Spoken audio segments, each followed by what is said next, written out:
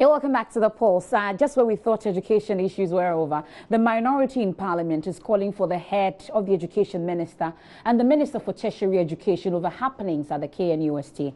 Addressing a media briefing in Parliament House, Minority Leader Haruna Idrisu says the ministers backed the plan by the Vice-Chancellor to convert the single-sex halls into mixed ones, and so they should also be held responsible for the situation. He says that the academic freedom is being infringed on by government.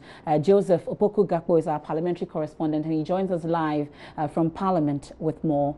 Joseph, if you can hear me, what really are the concerns of the minority on this particular matter? The minority is emphatic that the decision by government to dissolve the council and to establish an interim one is illegal, and they are asking that as soon as possible, government should initiate the necessary steps to reverse that particular decision. The minority leader indicated that they on the minority side, they are outraged by what they describe as, what they describe as attempts by government to interfere with academic freedom. And he says that they will not sit down and watch that unfold. He indicated that they are standing by the, University Teachers Association, who have been protesting against this, as well as members of the Tertiary Education Workers Union, who are kicking against this, and he says they have their full support as they seek to force government to reverse that particular decision. According to the minority leader, tomorrow when the House begins sitting after its long break, one of the main items they intend bringing to the Speaker's attention would be a statement to draw his attention to what has happened at the KNUST. And as part of their oversight role, they will seek to get government to respond to questions on how the situation is generated. But in summary, the minority leader has indicated that they will do everything that they can to ensure that what they say is government's illegal act with interference in the work of the university does not continue. He used various words to describe what has been happening. He says it's shameful and that they, the minority, they are outraged by the development of the KNUST. So how far, I know you've mentioned that they are going to draw the Speaker's attention to this matter as well, but how far are they hoping to go as a minority when it comes to this issue about the KNUST and the ongoing impasse? I asked him that particular question about the specific acts that they will be doing, and whether beyond even what they intend to do with the statement on the floor, we can expect some further actions. He indicated that these are steps that they intend rolling out as and when it's necessary. But for now, what you can disclose is that they have concerns about this to draw the Speaker's attention tomorrow when the House eventually resumes, and that as and when they take decisions on further actions that they would want to roll out to let members of the public know. So this particular press conference, I must ask, we know Parliament is supposed to reconvene tomorrow.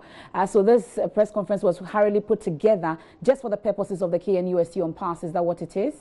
Yes, precisely so. That's what the minority leader indicates. He says that they've been monitoring the situation for a while now. And according to him, the situation shouldn't have gotten to where it's gotten to in terms of the chaos that involved and all the other developments. He says that it's a situation where there's been a breakdown when it comes to dialogue in dealing with some of these issues.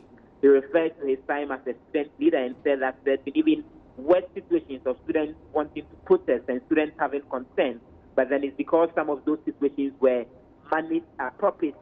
That's how it didn't degenerate. He praised the Vice-Chancellor at the KNUST, Professor Obri Dansu, and indicated that he's brought a lot of development to the KNUST, and so he shouldn't be treated the way that he's been treated. He also indicated that the actions that government took, he said, is an affront to the Asantini Otumfuo State to do, because he says that from what they had gathered, there was an attempt at mediating this particular issue from the level of the Mentia Palace, and that government should have allowed that to unfold.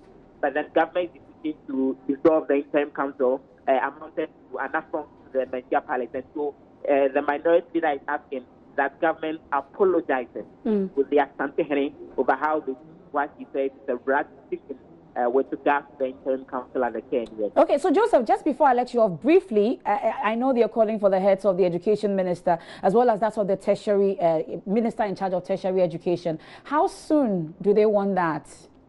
Let me put that question to Mahama Yarega. He's one of the members on the minority as they address the press conference a while ago. He's chairman of Parliament's Subsidiary Legislation Committee. One of the issues of is you, the minority, demanding the head of some officials,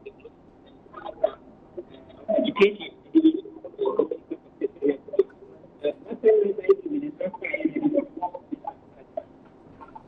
And no timeline was given. I think the position of the minority is that the Vice Chancellor should not be punished because of the implementation of this policy, because the two ministers responsible for education, that is the Minister of State at the Ministry of Education and the Minister himself, all publicly stated their support for the implementation of the policy. And so if the Vice Chancellor is being punished for the implementation of the policy, it stands to reason that two ministers should also be punished. And that is the position of the minority. And so essentially, we're asking that that decision to dismiss the Vice Chancellor should be reversed. They also raise concerns about politicization of issues at KNUST. The press conference debate and the position the minority are taking on this issue.